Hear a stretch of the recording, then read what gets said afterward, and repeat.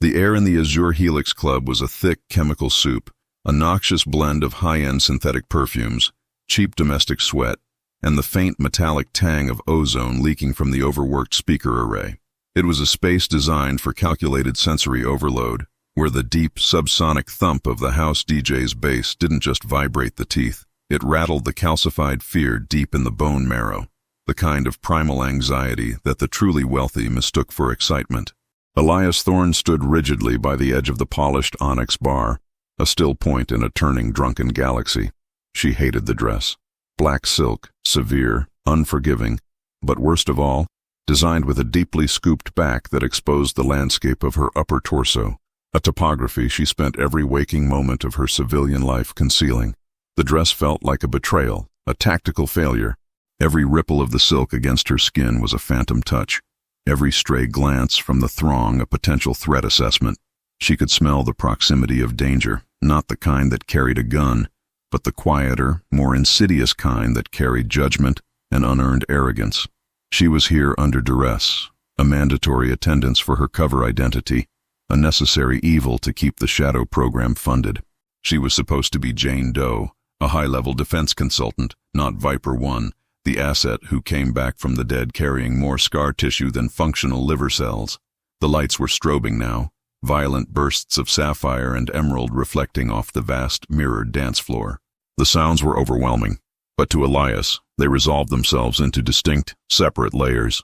The dull roar of superficial conversation, the sharp crack of ice in highball glasses, and the precise mechanical rhythm of the HVAC system struggling to keep up. She was listening for the anomalies, the break in the pattern, the sound that didn't belong, a habit forged in dark places far removed from this sterile, glittering cage.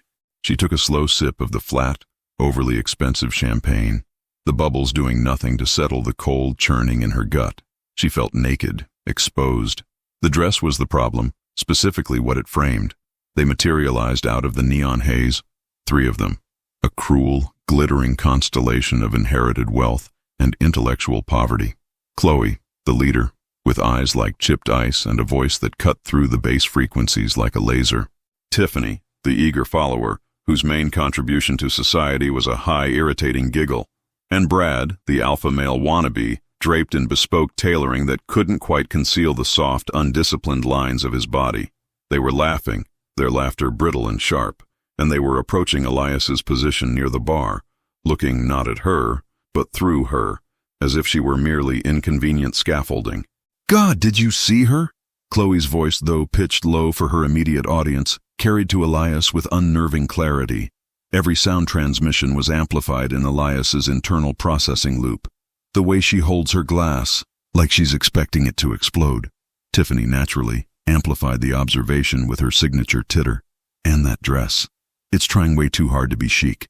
Looks like she just crawled out of a discount spy movie. Brad, needing to prove his relevance, chimed in with a slurred, lazy drawl. "Too severe, darling. Needs some bling. Needs some personality." Elias did not move. Her respiration rate remained precisely at 5 breaths per minute. Her peripheral vision was tracking their micro-expressions, the slight curl of Chloe's lip, the way Brad kept adjusting his cufflink, a gesture of insecurity masked as style. She registered the scent of Chloe's specific French perfume, jasmine, and cold arrogance. Her mind cataloged the data. Threat level 0. Annoyance level rising. She moved to pivot, intending to melt back into the crowd, seeking the sanctuary of the shadows near the restroom corridor, a preferred observation post. But Chloe was already positioned. Chloe didn't look at Elias's face. She focused solely on the expensive, unfamiliar material of the dress, extending a perfectly manicured hand, not to greet, but to inspect, like a quality control officer at a factory. The proximity was invasive. "Oh, excuse me, sweetie," Chloe said, dripping faux politeness, and then, deliberately, she clipped Elias's exposed shoulder with the edge of her clutch, a small but sharp shock. It was a calculated action designed to enforce hierarchy. Elias absorbed the impact. She didn't flinch. She didn't blink. The sudden, brief pressure was nothing compared to the weight of a 70-pound pack or the specific agonizing pressure of heavy-gauge wire tied too tight. "Watch where you're going," Elias said, her voice low, flat, and entirely devoid of heat. It wasn't a warning. It was a simple statement of fact, delivered with the chilling neutrality of a weather report predicting frostbite. Chloe, emboldened by the lack of visible recoil, took a step back, her smirk widening. She mistook composure for terror. "Oh, I saw exactly where I was going. I just needed to make sure your outfit was actually silk. It looked terribly cheap from a distance." Tiffany giggled again, covering her mouth with her hand, though her eyes were shining with malice. It was in this moment, as Chloe leaned in for the coup de grace, that the harsh flickering overhead light, catching the precise angle of the exposed skin above Elias's left scapula, illuminated the mark. It wasn't a tattoo. It wasn't a birthmark. It was a brand.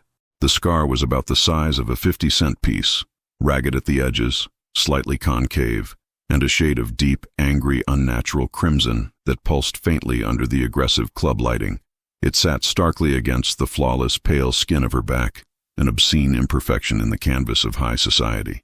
Chloe's eyes locked onto it, and the superficial mockery instantly became something sharper, crueler. "Oh my God," Chloe whispered, not with fear but with delighted horror. She pointed, her finger like an accusation. "Tiffany, look at that. Is that supposed to be, like, irony? A cheap branding?" Tiffany squinted, leaning in, her lips parting in disgust. "Gross. Is it a prison tattoo? Trying to look edgy? That color? It looks infected." Brad, the bravest when shielded by two women, laughed loudly. "Did you lose a bet? Maybe a sorority prank gone wrong? That's dedication to trash aesthetics, I'll give you that." He tried to reach out, intending to poke it, to confirm its texture, to humiliate her physically. Elias's internal clock slowed to a near halt. The sound of Brad's approaching hand was louder than the bass drop. Everything in her programming screamed for her to break his wrist, to pivot and put him on the ground.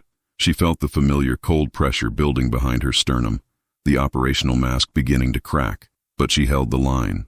She simply turned her shoulder away from Brad's probing finger by a mere centimeter, a movement so subtle that, to the untrained eye, she hadn't moved at all. Her eyes, however, found Chloe's. They weren't the eyes of a defense consultant. They were the eyes of something old, something that had seen the fundamental architecture of human depravity and returned unbroken. "Don't touch me," Elias said. The tone wasn't raised, but it was absolute. It was the sound of a closing breach in a hull under pressure. Chloe, mistaking the deep, terrifying stillness for wounded pride, doubled down. She was addicted to the power of public shaming. "Or what, sweetie? You gonna call your probation officer? Seriously, what kind of gutter trash mark is that? It's ruining the whole look." Did they use a soldering iron? Is it some sort of gang symbol? Maybe the red star or something equally pathetic? Tiffany snickered, leaning in conspiratorially toward Chloe. "I bet she got it done at a motorcycle rally. Probably smells like cheap whiskey and regret." Brad, feeling safe again, gave a booming fake laugh that echoed the empty space between his ears. Elias was steeling herself. She was calculating the minimal force required to subdue the three of them and escape the scene without collateral damage, ensuring the security camera footage would be ambiguous. The rage wasn't hot. It was cold and surgical, the kind that precedes necessary incision. And then the music changed. Not by the DJ, but by an external, sudden factor. The entire club atmosphere snapped taut. From a velvet-upholstered booth nestled in the exclusive VIP section, a section they could never afford to enter, a voice cut through the noise. It was a voice accustomed to being obeyed in theaters of war and halls of power. It wasn't loud, but it possessed a terrifying gravity. "Brad, Chloe, Tiffany." The trio froze, recognizing the timbre of command. They turned, squinting into the semi-darkness of the VIP section. General Patrickson, retired Air Force, a man whose face was a roadmap of geopolitical tension and whose eyes held the weary wisdom of too many classified briefings, was standing up. He wore a tuxedo that looked less like formal wear and more like armor. Patrickson was a legend, the kind of man whose history books hadn't been fully written yet, the kind who spoke softly because he didn't need volume to enforce his will. Patrickson didn't look at the antagonists. His gaze was fixed entirely on Elias's shoulder, on the exposed, pulsing scarlet scar. His expression was not one of disgust or pity, but a profound, chilling recognition. He looked like he had just encountered a ghost he thought had been permanently interred. "You three," Patrickson's voice dropped, ice cold. "You have absolutely no idea what you are looking at." Chloe, recovering slightly, tried to muster her spoiled child defense. General, with all respect, we're just discussing her unfortunate accessory. It's obviously some kind of cheap tattoo. Patrickson stepped out of the booth. He moved slowly, deliberately, the way only men who commanded battalions move. The crowd near the bar, sensing the shift in atmospheric pressure, began to fall silent, a widening pool of hushed curiosity forming around the confrontation. The DJ, sensing the tension, slowly began to fade the aggressive house track into a low, droning ambient noise. Patrickson stopped a respectful 2 feet from Elias, never taking his eyes off the mark on her skin. He did not address the three antagonists directly again. He spoke to the silent room, a lesson delivered to the arrogant. That, Patrickson stated, his voice now a low, resonant rumble that seemed to shake the floor, is not an accessory. It is not a tattoo. It is not a brand of fashion or youthful rebellion. He pointed a steady, aged finger at the mark, the finger that had signed deployment orders for thousands. That is the Red Skull burn. The name hung in the sudden, echoing silence of the club, heavy and foreign, like a shell casing dropping onto marble.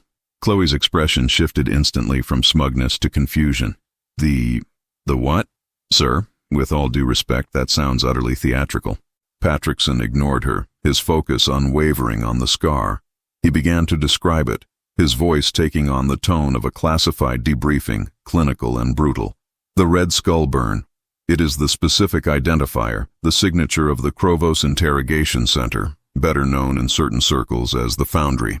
It's a facility the UN pretends doesn't exist, located deep in the Chechen mountain range, reserved exclusively for high-value targets considered irredeemable threats by the Eastern Bloc and certain rogue elements.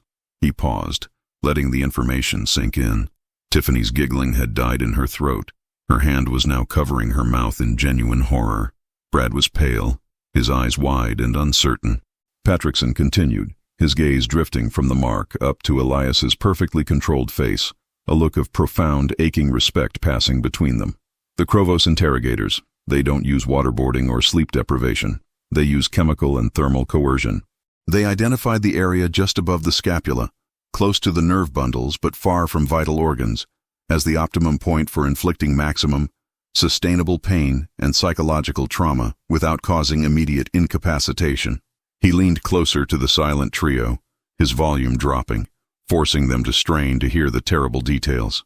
The scar is created using a specific cocktail of concentrated corrosives, a mix of high pH lye and industrial-grade ferric chloride, heated to approximately 140 degrees Celsius.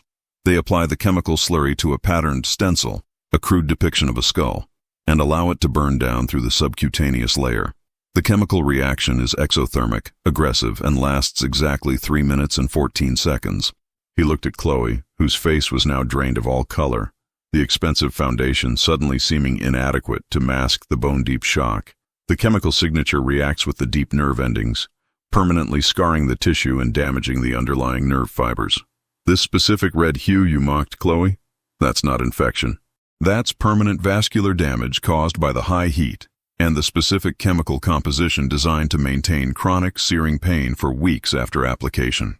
The air was now thick with the weight of unspeakable knowledge. The synth bass from the speakers felt distant and irrelevant. It is not a random mark. It is a registration. The Krovos Center only applies the Red Skull burn to targets they deem unbreakable, the ones who endure days, sometimes weeks, of escalating interrogation, the ones who refuse to give up classified military intelligence, operational codes, or the identities of their teams, even under the kind of systemic chemical agony that causes most men to beg for oblivion. Patrickson stepped back, his chest swelling slightly with the gravity of the implied revelation. The mark, in short, is proof of survival. It is the certification that the person wearing it endured the absolute worst human ingenuity could devise to break a spirit, and yet they survived. They came back. They kept their silence. They protected their country at a price you three, wrapped in your silk and privilege, cannot even begin to comprehend. He turned his full attention to the trio, his eyes flinty with contempt. You called that mark trash aesthetics. You called it a gang symbol. You suggested it was the result of a cheap bet. His voice was pure, controlled thunder. You weren't talking about a tattoo. You were mocking a survivor. You were mocking a hero who endured the absolute pinnacle of enemy cruelty. That mark means she carried state secrets through hell and back. enduring pain that would instantly kill a pampered civilian like yourselves, just to ensure your worthless, ignorant existence here tonight remains safe and free. Chloe was weeping silently now, not from empathy but from sheer, horrifying realization. Her perfect facade had cracked, revealing a terrified child. Brad looked like he might vomit. Tiffany was rigid, staring at the floor, unable to meet Elias's gaze. The silence that followed was absolute. No one moved. The entire club was riveted. Elias, who had remained perfectly still through the entire terrifying explanation, finally moved. It was a small, decisive movement. She reached back, her long, elegant fingers brushing the edge of the scar, an acknowledgement of the history Patrickson had just laid bare. She felt the cool air of the club against the sensitive tissue, a familiar, low thrum of residual pain. Patrickson looked at Elias. The military rank was gone. Only the shared history of conflict remained. "Viper," Patrickson murmured, so softly that only Elias and the three terrified snobs could hear it. He used her call sign, the designation that signified the highest tier of special operations, an asset so valuable and deadly, her existence was a national security issue. Elias met his gaze. She offered the barest inclination of her head, a gesture of respect that transcended rank and uniforms. She hadn't needed his defense, but she accepted his recognition. She turned back to the three antagonists. Her expression was utterly devoid of malice or triumph. She simply looked at them as a scientist might look at a failed, contaminated sample. Chloe started to babble, a desperate plea for forgiveness. I am so sorry. I didn't know. Please forgive me, miss." Elias cut her off, not with a word, but with a slight raising of her hand. The motion was definitive. The apology was irrelevant. She straightened the shoulders of the expensive black dress, allowing the silk to fall back into place, obscuring the red skull burn once more, hiding the evidence of the hell she had survived. The mark was gone from sight, but the meaning now hung heavy in the atmosphere. Elias walked past the three statues of terror, their knees visibly shaking. She didn't pause. She didn't gloat. She retrieved her small, discreet clutch from the bar counter and, without ordering the drink she had intended, headed toward the exit. As she passed the VIP booth, Patrickson gave her a slight, silent salute, a gesture of profound military deference usually reserved for a head of state or a fallen comrade. She returned it with a cold, almost imperceptible nod. The club, still in suspended animation, finally began to stir, the whispers erupting like static electricity. The snobs were left standing, isolated in the sudden glaring spotlight of their own ignorance and cruelty, irrevocably humiliated by a truth that was more terrifying than any fiction. Their laughter was a memory, replaced by the crushing weight of respect they had been forced, violently, to earn. Elias Thorne pushed open the heavy oak door and stepped out into the cold night air, the synthetic scent of the club replaced by the clean, sharp smell of concrete and rain. The weight of the world, the heavy mantle of her sacrifice, settled back onto her shoulders, perfectly in line with the phantom ache of the red skull burn. She was Viper 1, and she had survived. If you believe respect is earned by blood and not by rank, type respect in the comments.